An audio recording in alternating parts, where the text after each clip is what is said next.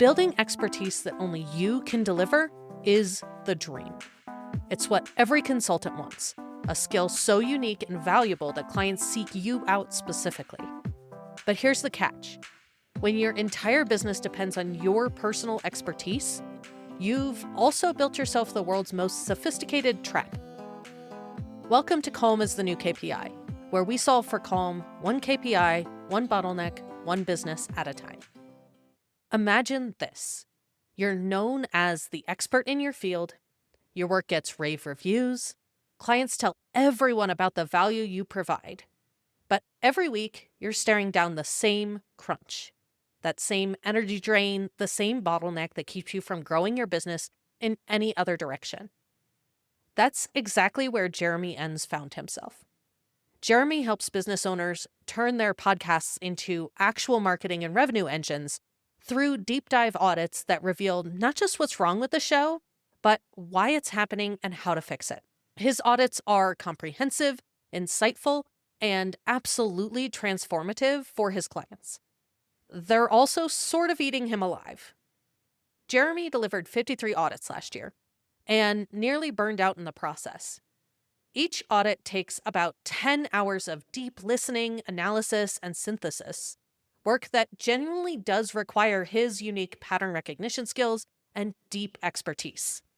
He's tried raising his prices, he's cut his capacity in half, but he's still trapped in this cycle where Friday afternoons mean scrambling to deliver promised audits while other parts of his business sit on the back burner. In this live diagnosis, we're pulling apart Jeremy's workflow and business model to figure out how to preserve what makes his work valuable while also designing for more calm. We're looking at the business design lever of the Calmer framework here, specifically how to structure services that scale your expertise without scaling your exhaustion. All right, Jeremy, so your bottleneck is related to your audit process that is part of your overall client services. But can you describe for us what that audit process looks like and what the current problem is with it? Yeah, so the kind of bigger picture of my business is I work with primarily business owners, some content creators on their overall marketing strategy, but usually we start off with the podcast side of things. The way that I do the audits, they're really in-depth, they're really thorough, but I always kind of came in after having been through coaching experiences as a customer and just feeling like the coach or consultant didn't quite get the full picture of my business. And so I was like, okay, it's hard for me to say, do these tactics to grow your show if I don't know that the show is inherently growable, which was something that happened when I did courses and cohort-based courses where it's like, here's all the tactics, here's all the things you need to know. And then people would be like, why isn't this working? And then I started, doing some more digging, actually listening to episodes and realizing, oh, there are some things that will always make this show hard or impossible to grow until you fix these internal things. So that's the kind of preface for the way that I do these audits now. And like I mentioned, I really work with people on like sales, broader marketing, email marketing, but we always start with the podcast. And I feel like the podcast is often indicative of issues elsewhere in the business. But also it's kind of at arm's length, so people feel like they can tinker with it without tinkering with like the core of their overall business positioning or anything like that. The way that it typically works is somebody signs up to work with me and I add their show to my queue. As of right now, I'm usually booked out like 4 to 6 weeks in advance. And so there's a bunch of stuff that they can kind of work on in the interim until I get to their audit. And then they come up in my queue. I listen through usually like 3 to 5 or 6 episodes of a podcast. That can be 3 to 7, 8, 9, 10 hours sometimes. I'm going until I feel like I understand the show and I feel like I understand what the problems are and I stop taking notes. I'm very envious of people who do landing page audits because you can do that pretty quickly. And in like 10 minutes, you can scroll through and be like, okay, I understand the positioning problem, the headline, the whatever. Whereas with podcasting, like in a long form medium, to understand it, you just need to spend so much time with the thing. And so phase 1 is kind of me listening, taking notes. The addition to phase 1 is then looking at like the show packaging. So cover art, title, description, episode titles. That I usually do separately after I've kind of listened through everything. And then I kind of organize my notes and I hit record on Loom type video and basically like talk through my notes, which usually they started out around an hour. They now typically land between like 1.5 and 2.5 hours long, the recordings.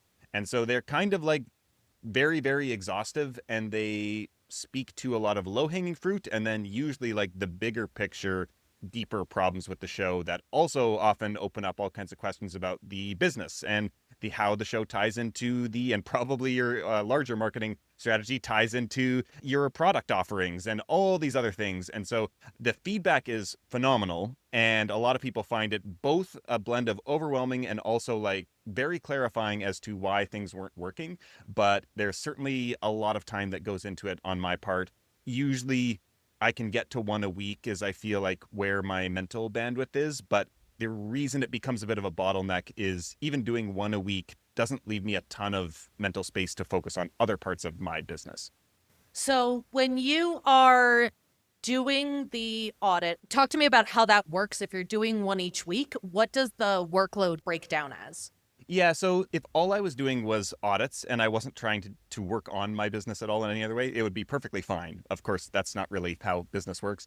And so usually like the actual listening process is fairly enjoyable. I listen when I'm going for walks. I'll often like on a Monday, listen while I'm like on my way to go write in the morning, and then I'll go take like a 3-hour walk afterwards and just like listen to a bunch of episodes. And then I'm like, okay, I've got a good sense of this. And then sometime later in the week, Thursdays, often I'm like sitting down at the computer, then going through all the cover art and the packaging. That's where it begins to feel a little tedious for me. And it needs to be done because that's a huge part of what gets somebody into a show. But it's the stuff like sitting down at the computer and analyzing it that is just a little bit less fun, a little bit more work feeling. And also then I'm starting to feel like I'm up against the clock because like I want to get this done by Friday, but I also know how long it takes to like get my notes in order, and then also 2 to 3 hours to record the thing, which usually is the last thing on a Friday afternoon. Happens like I'll hit record at like 4 p.m. and be done and shipped off by like 7 p.m. my time in Spain. And so that's the kind of flow of how it typically looks in a week.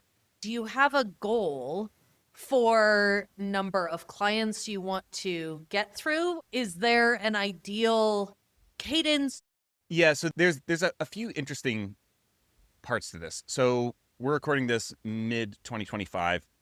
August 2023, I rolled out like a beta version. I got 10 people to go through this, and it was $2,500 for the year. It included the audit. The audits were smaller back then. They had not yet expanded into what they are now, but they were still very in-depth. And then there was quarterly one-on-one calls plus access to my community stuff, whatever. I launched the product with the goal of it being a $10,000 a year program. I'm going to ramp up to that. So I did that. And then at the end of the year, I did a price increase campaign saying basically the price is going up to $7,500 for the year instead of $2,500. I didn't know how much demand there would be, but I got like 40 people signed up, which was a great infusion of cash. And it created a huge backlog, which took months to work through. And so that was good in many ways because I didn't feel any pressure then at the new price to sell. And so that was nice. But then it was just, that's where I felt like the burnout of like, I told everybody like, okay, you get added to my queue in the order you sign up. But, you know, people still, they're just friendly checking in. And I still have to tell them, yeah, you're like 4 months away from getting your audit. And I got married in the middle of 2024. And so I was taking time off for that. And so there was a time when I was trying to get through 2 a week just to try to like get through as many of these as possible before I can like go off for my wedding and honeymoon and not have to think about these. Essentially, at the end of 2024, I'd done 53 audits. So just over an average of one a week, but there was vacations in there. There was probably a total of 6 weeks that I didn't work, 7 weeks maybe. So there was a lot of weeks where I was actually doing 2 a week, which was where burnout was like really a present thing, or the risk of burnout. And then after that, coming into 2025, I was like, okay, that, I definitely don't want that. The way I'd kind of structured the $7,500 a year is there's an initial upfront fee of $3,000 and then a continuation fee. That was for the first 3 months, the audit and the follow-on, and then a continuation fee. If you're happy, we keep going at $650 a month. Coming into 2025, I was thinking, okay, I want to do fewer audits. So how does that look in terms of the overall fee and the initial upfront fee? And so I raised the price to $4,500 for the first 3 months, same monthly continuation price, and said, okay, I'd like to do half of this. So I'd like to do an audit every other week on average. So 26 for the year. Right now, middle of 2025, it's actually exactly on that pace. I've done something like 13 or 14 so far in the end of June and have a couple more booked for July. And so things are like good on that front. the way things end up going is that there's still stuff comes up. So it ends up being oftentimes one a week for a 2-month stretch because there's vacations or conferences or other things. And so I'm still in my mind kind of like, really, it would be nice to do one a month and just charge even much more for them. And then that becomes a matter of, all these other sales and marketing and communicating the value of it. The other then counter argument to that is talking with my sales coach. She does a little bit on the kind of ops side, I suppose. And she was saying, yeah, if my boss, I'm an employee, and he's saying, I think, we could be bringing in all this extra revenue, but I just want to do less. And like, we have the capacity to do one of these a week, but we're only doing one a month and limiting it to that. I'm a little bit, as an employee, a little bit like, is this kind of make my situation tenuous or the business? And so I'm kind of like juggling both of these. I can see that argument, and that's a kind of like business maximalist view potentially. And there's more of a lifestyle business on the other side where I'm like, yeah, if I can just do one a month, that's great. And so I'm kind of stuck in between these two things of like, they take a lot of time, they get great results, but also the financial side of things. Okay. Talk to me about current team, like who you have on your team as a resource. What are their roles?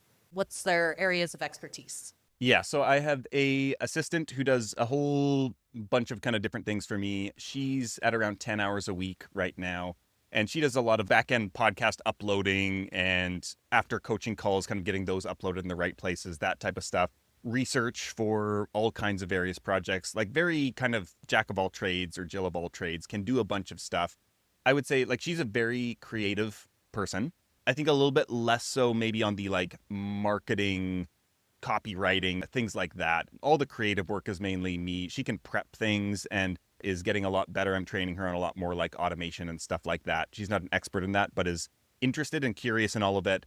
And then I've got a video editor who's mainly for podcast stuff and other various video things, but that's a little bit more sporadic because I do kind of seasonal shows. So he'll be very engaged with things when I'm doing a season of a show and then not really doing much when I'm out of season. So very small team right now.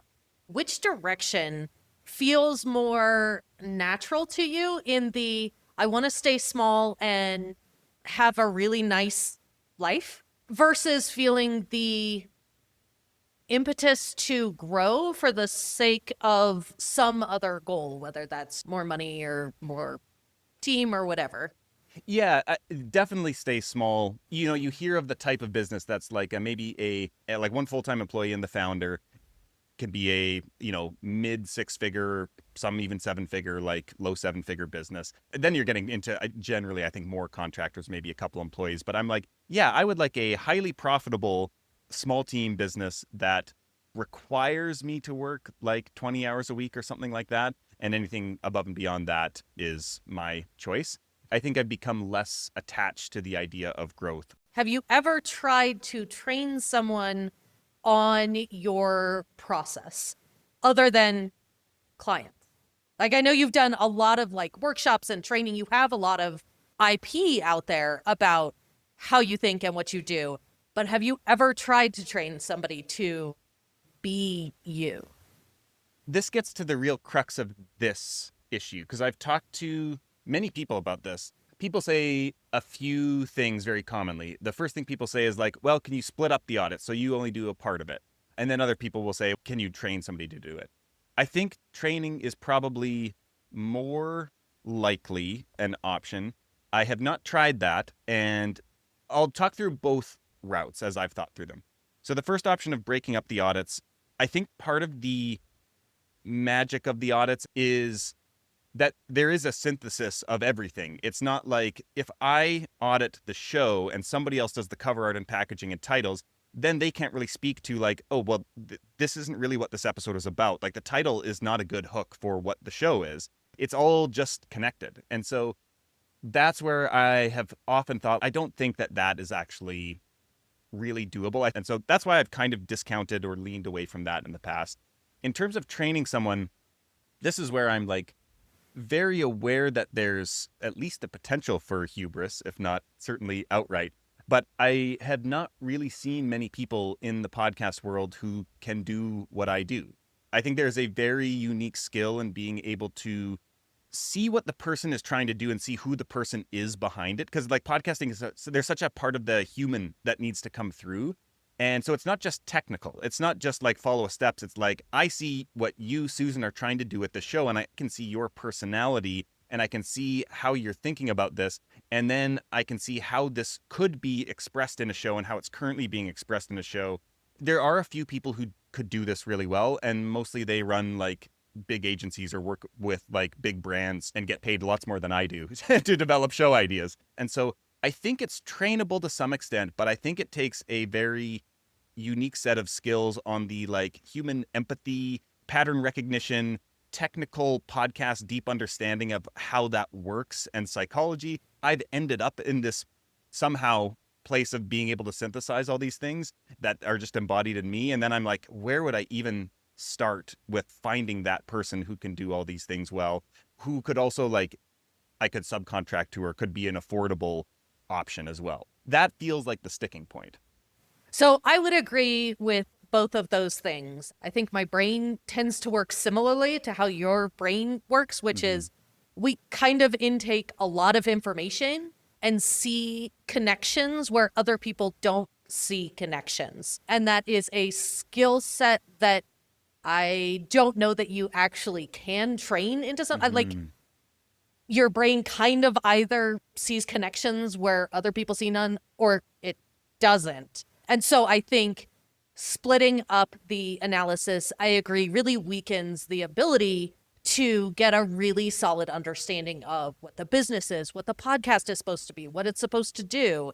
So I would think if you were going to train somebody on how to do this, probably your best scenario would be to get somebody very early in their career who thinks in systems, right? And doesn't have any bad habits. And you train them over, a long period of time, 5 years or whatever, where they are, digging into all of your IP and learning it like in depth and shadowing you and listening to every audit you do and what you're looking for. And we're listening to all the podcast roasts to understand how you think about cover art and show packaging and all of those things. I agree with you. I do think it could be done. It's definitely not going to be a fast process. Yeah. So my initial thoughts are that it feels like a very long runway of investment in this person to the point where they are even capable of starting to generate income for the business. Now, they could be doing other things that might be helpful within the business, and this is one of their background training things. That's possible. It still feels like kind of a cost center that had just whatever that person Oh, for is sure. doing.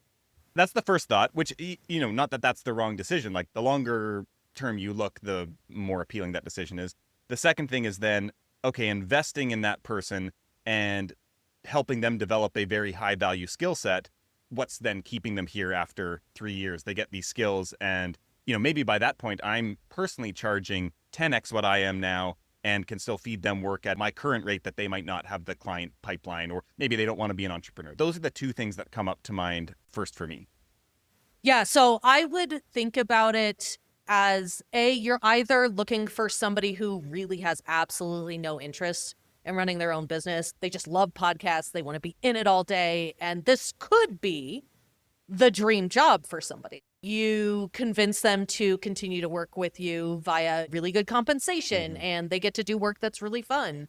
And maybe there's some sort of potential equity play. You could think about it almost like an exit strategy of this is the person that you are training to eventually exit your business to, is one approach. But it also could be just somebody that's what they love. And you're like, hey, you can live anywhere in the world and you can work flexible hours and I'm going to pay you a living wage.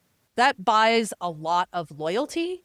And in the case that we're talking about, I think it's a pretty intellectually stimulating job. Like, it's both creative and you're always listening to new shows. So if you're looking, this is one where I would lean heavily into recruiting like neurodivergent folks who have high pattern recognition skills, lots of focus on special interests, and specifically filter for that kind of personality, not necessarily the technical skills, because Yeah. that can be trained, but somebody who is genuinely intellectually interested in this kind of work. Yeah. I think in the immediate term, I think you have come to the same conclusion I come to, which is you are kind of the only person that right now can do this. And also, that's a huge value. And as much as I am not a huge proponent of like, just raise your prices, in this case, I think that's the direction, because as somebody who's been through the process and has been podcasting for 5 years and gone through many similar kinds of solutions for how do I fix my podcast, right? Like I know the content's good. I know the topic is solid. I know the packaging is pretty weak. I don't think that's true now, but Yeah. that's based off of our work together. Yeah. But I've sort of known in my gut what the problem was, but I didn't know what to do about it. And I think that is the value of the audit and the follow-on engagement is cool. I can tell you that the problem with my show has been the packaging. That doesn't tell me what to do about it. It doesn't. And you having your specific skill set looking at my show is the value. And I don't think without spending a lot of time training somebody else, there's a way to get around that. Yeah. And so then I think the way you solve the capacity issue is do less, charge more, because it is inherently very valuable and you are a limited resource. Yeah. This is the most appealing path forward to me, and also the most elegant in many ways. Then, of course, it creates a sales and marketing problem, which is getting a little outside of your like operational zone of genius. But I would be curious, seeing as you run your own business and do all this stuff and like to nerd out about it, you have lots of Unlike I hang knowledge and out with a opinion. lot of marketers Yes. these days. So my question to you is, as somebody who's been through it and who also understands all of what we're talking about here, what am I missing in terms of communicating about the value of what I do? I think you're underselling it, because for people like you, sometimes it's hard to realize the exact unique skill set that you have. No one else in the world probably right now can do what you do and is offering what you're offering. And every time I'm in a room that you're not in and somebody is talking about podcasting, your name always comes up. So I think you've done the work to build the reputation as the expert. So I don't think there's anything in terms of packaging or positioning or talking about the offer that doesn't communicate the value, because I think for the people that you want to work with, we already know who you are. We know the value. I don't think there is a problem there.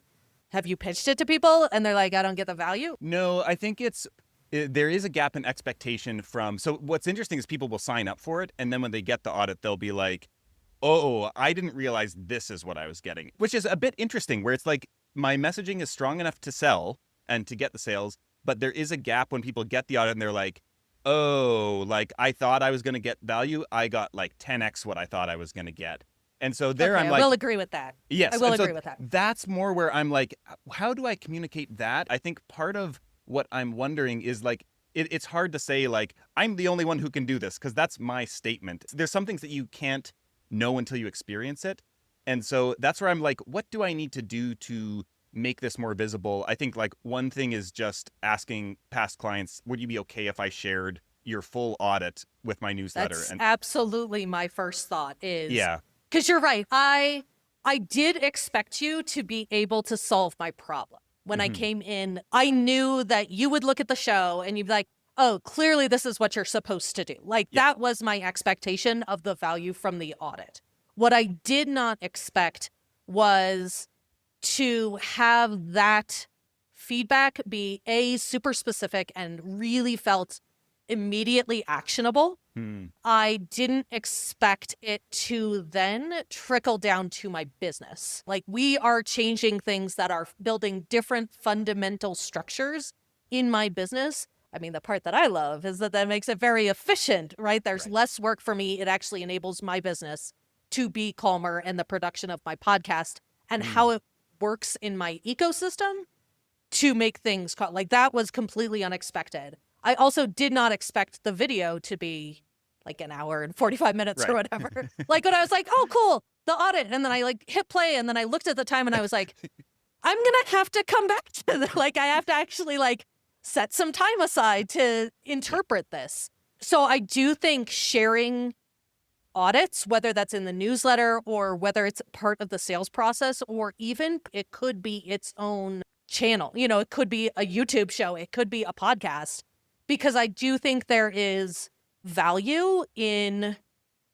seeing how it happens. And this is something that like you and I have talked about for my own work is the showing, don't telling, because sometimes when you are like, even though you are known as the expert, you're the podcast guy, like your name always comes up. It's also difficult to communicate what that is, particularly to people who haven't been around for long enough to know that you're the guy. Like somebody might tell them you're the guy, but then it takes a while for them to realize, oh, I'm reading the newsletter, I'm checking out the workshops and I'm seeing how it works. And oh, he is the guy.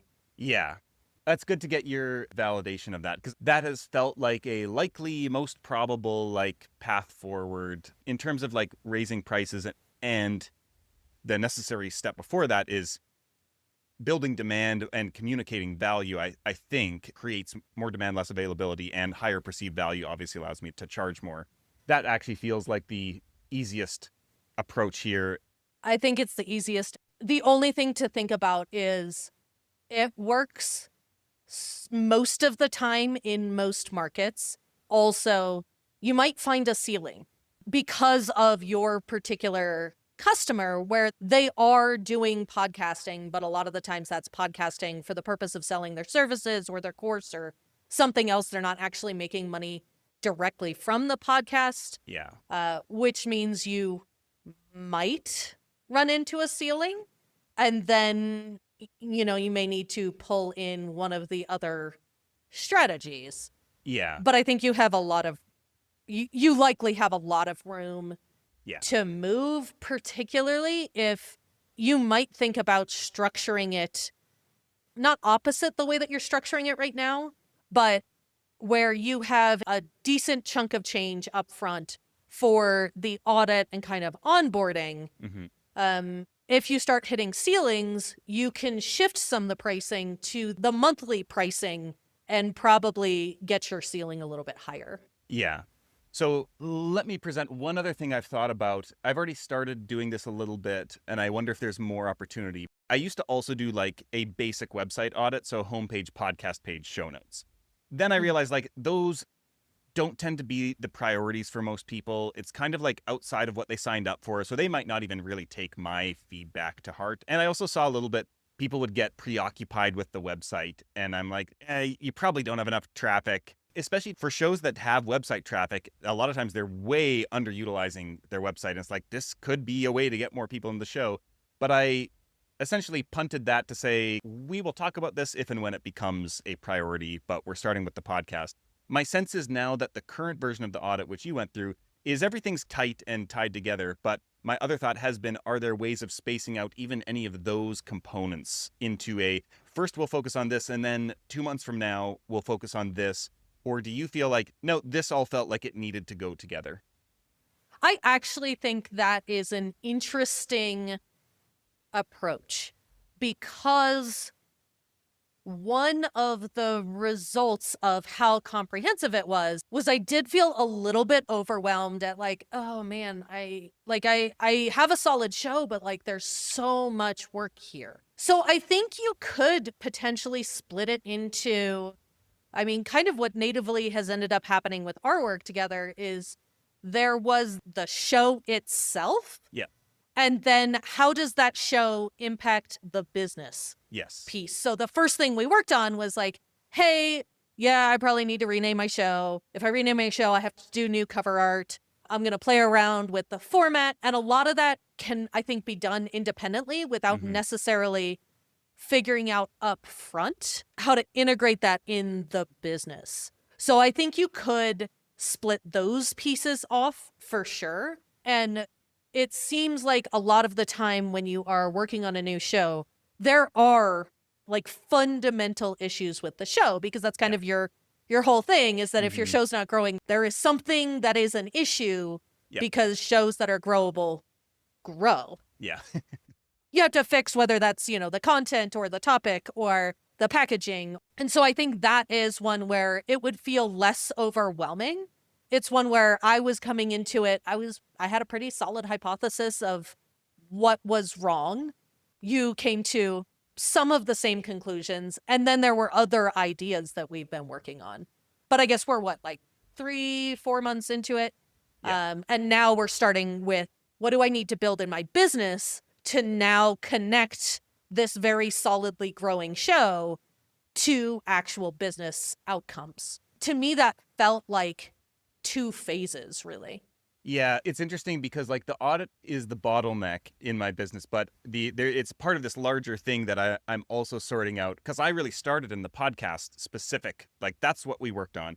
But I always I have at least as much experience in podcasting with like course creation and business and email marketing. It's just not how I'm positioned. But like I can speak to all of those things and like client services and whatever, like as good as most consultants in those things. I always hate the positioning of like the all-in-one marketing solution. And so I'm like staying away from that. There's probably a way to frame that, but like podcasting is the front door, so we kind of start there. But I've been thinking about like how to communicate the flow to people in onboarding, even before the audit, speaking to like, here's the world of things that we can and will work on together. We're going to start here. And then like almost using touch points, like framing the audit when I start recording, saying like, okay, we're talking about the show here. If there's issues with the business that come up, we will work on that together. But right now we're focusing on this. And then like almost wrapping up the audit and saying like, okay, so here's what I'm seeing with the show. We're going to do our follow-up call next. And it could be that everything here we talked about is not actually the most important thing to work on, and we'll come back to that next month. Does that feel like that's helpful, seeding that? So I thought it was very helpful, like, hey, here's the realm of things we can talk about. We're going to do it in the order that makes sense for where you are, where your business is, what your goals are. I think the unique value that is really powerful for me, and I think for a lot of podcasters who start a podcast, almost nobody starts it with any consideration for how it fits into their business. Yes. Or how they're going to make money from. Like, that's a universally known problem with podcasters, is that like, we love podcasting, like that's so much fun, and also consistently forgetting to tell people that we sell anything. Yes. Or take that into consideration when we are designing our show. I don't think you need to be an all-in-one, but I think the unique value is your ability to tie the podcast to the business, because that is a universal problem. We talk about discovery being the problem, but actually the problem is that nobody knows how to make money from their podcast. Yeah. And because of who you help, you are uniquely positioned to be able to make that connection for people in a way that is filtered. And a lot of the times I say that, like, when we as business owners are building services, we try and throw everything in, right? Like, we want to present all of the value. And you have a lot of stuff that people can pull from the courses and the different areas, but it doesn't feel overwhelming. It feels like a pick and choose, which I think is the ideal, because one of the benefits then of working with you is you point them to the thing that is important to them, and you are serving as exterior prioritization filter, right? Like, when you point people in a direction, they go full bore in the direction, because that's how most entrepreneurs, that's just how our brains work. But there is something very powerful as a consultant to being able to filter. Here are all the possible things that you could focus on based on my expertise. Do this next, because so much of being a business owner has to deal with that overwhelm, that decision fatigue. We're constantly trying to like prioritize and figure out what's the next most important thing. That's really the power of like working with any coach or consultant, I think, is having somebody be like, yeah, don't pay attention to that stuff over there. That doesn't matter right now. Like, just ignore that. go do this one thing, I think is very powerful and very valuable and something that you have positioned well. And I think there is the possibility to just break out the work from the audit into a more phased approach. Yeah. I have a like personal inclination or like moral objective, it feels like, to give people all the answers, which I know is not the most helpful thing many times. But I also feel like with a lot of the stuff that I talk about, people just have not thought, like you said, and they don't know even how to think about, like, they need external reference points. But I do wonder if part of the audit that gets trimmed back is like pointing out the problems but not trying to solve all of them. This is kind of like where the crux of it is for me. There's a lot of things in episode structure that could be tightened up for most shows pretty quickly, but also there's things about the format and the sequencing of your episodes that probably is dictated way upstream by like the show concept, which is the much longer term, heavier lift project that doesn't really have a timeline, but is more important. It's like once you get the concept right, that may just dictate what your episode structure should be and how you should do your intros and what types of topics you should have on the show. But it's kind of easy to point to a few low-level things that actually might be distractions. And so maybe there's something of saying like, okay, there's some issues here, and here's a couple things you can do to like make your intros tighter or to do this. We're going to come back. We're going to talk about these other things related to your content strategy, but I'm not going to give you any suggestions now because those will be dictated by other things we need to focus on first. And so maybe there's a bit like pointing to some potential problems and saying, let's just put these over here. We're going to work on this big thing first, and then we'll come back and go deep on this stuff later. Yeah, if you're going to try and cut stuff out of the audit process, I would not cut the content intake part, right? Yes, like the part where yeah. you are absorbing whatever the show is, because that's what you need for how you're going to advise people. Yeah. But I do think you could make the actual like delivery shorter. It doesn't have to be an hour. It could be, here's the most visible problems, and you know where people are going to get stuck on that. Like, you've done this a lot of times. You know that, like, if you're saying, hey, you have a concept problem, you know you really can't do much else until they decide on what is the concept now. And then you're going into, okay, let's take the episode, let's engineer the episodes, let's figure out how this ties in.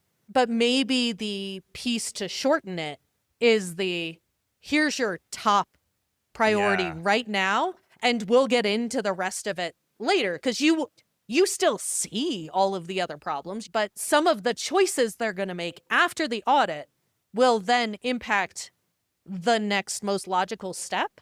And so being able to just shorten your time of, I see all these problems, I know they exist, I know we're going to deal with them at some point, but prioritizing not everything that you're seeing, but what is the next step could shorten it. It doesn't necessarily, you kind of have to make notes for how you're going to hold the rest of the information that you come to for later, because right now it's all in the audit. But I think you could certainly get the main points in 30, 45 minutes, give them something actionable to work on between then and the next call. So a lot of the times with clients that I work with where we're doing like an intensive model, or I even on my own services where I'm delivering something in an intensive model, you really have to think about, where do people need pauses? Where do they need time to marinate, time to think, where I'm going to hit them with something that then's going to go, my brain hurts. I don't know what to do with this. I have to step back. Like, thinking more strategically about where to build in pauses and where to build in some breathing room can be really powerful, both in terms of like the results people get, because then they don't have to deal with I now all have all of this stuff that now is on my plate that I have to figure out how to implement, and I don't have time to implement it. And I have a client call next week, and now I don't have time to think about that whole overwhelm that happens when we as service providers are like, here's all the things. Everybody feels compelled to do something about that. And I think you actually do have an opportunity to think about, where should there be a pause? What parts are going to take them longer to either think about or implement? If you really have to change the whole structure of a show, whew, that's going to cause an existential crisis. Yeah. And I think you have the opportunity to think about that. What goes into the audit versus what goes into the rest of the work.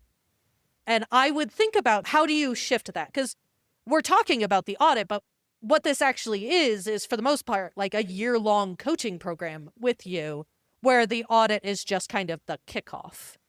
And so you have the opportunity to really spread that work out, and not necessarily front-loaded. That could be another tool for reducing at least the actual work that goes into the audit. You know, Yeah. maybe there's a second piece halfway through the year where you're like, cool, now I did this. We're not going to do a coaching call, but I'm going to record the second piece of this for you. You watch it. You Right. have time to think about it, and then we'll talk about it. And the other thing that I've thought about in the past that this plays into is it's useful in terms of retention. So after that first 3-month period of like, are you in for the rest of the year or not? There's kind of a optional, if you're just like, this is not the fit for me. They just have so much that they need to do. And often the audit has maybe even actually shown them that. And so they're kind of like, oh, like I can't expect to increase like the amount to pay for this immediately. On my part, I view that as more of a marketing targeting problem. Yeah, because you don't want those people using up your capacity. I also might consider not giving people the off-ramp. Yeah. And just sell it as, it's a year-long program. Here's how much the cost is. You can do monthly payments if you want. Like, I think that is really important in today's economy and uncertainty. Nobody's really walking around with, tens of thousands of dollars just sitting in their pocket, ready to plop down. But one of the ways you could kind of filter out those people who aren't quite the right fit and aren't quite ready to work with you is to not give the off-ramp, right? Because that requires a higher level of commitment. You're going to get people who can actually afford the whole thing. And I don't love doing it, but sometimes price can serve as an effective filter for the stage of maturity of businesses. I would think about maybe shifting pricing structure as you're thinking about raising prices and being a more effective filters about to. This has been so helpful.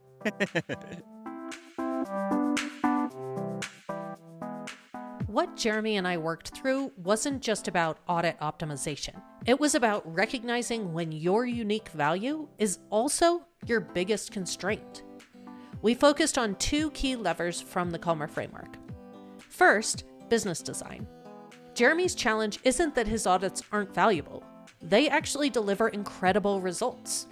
The challenge is structuring that value delivery in a way that doesn't require him to be the bottleneck. And sometimes the reality is that there really is some expertise that simply can't be delegated. Second, we looked at the margin mindset lever and using efficiency not just to cram more in.